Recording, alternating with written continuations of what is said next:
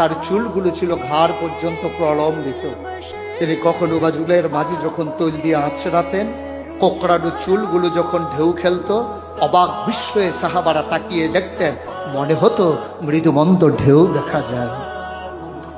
তার কপালটা ছিল চওড়া, কপালটা ছিল শুভ্র সাদা, তার চোখের ধনুকের মতো বাঁকা ছিল তার চোখের ব্রু, আর চোখের পাতাগুলো ছিল গোলাপি রঙের, গোলাপ ফুটন্ত গোলাপের এক একটা গোলাপের পাপড়ির মতো। তিনি কখনো বা যখন একটু চোখের পলক ফেলতেন, চোখের পাতাটা যখন নড়ে উঠত, অবাক বিস্ময়ে মানুষ তাকিয়ে দেখত, মনে হতো মৃদুমন্দ বাতাসে যেন ফুটন্ত গোলাপের এক একটা গোলাপ পাপড়ি মনে হয় যেন দোল খাচ্ছে। তার চোখের সাদা অংশ ছিল রক্তিমাভ সাদা, কালো অংশ ছিল তার কৃষ্ণ কালো। তার নাকটা ছিল খাড়া, নাকের ছিদ্রগুলো ছিল ছোট ছোট, ঠোঁটগুলো ছিল তার গোলাপি রঙের।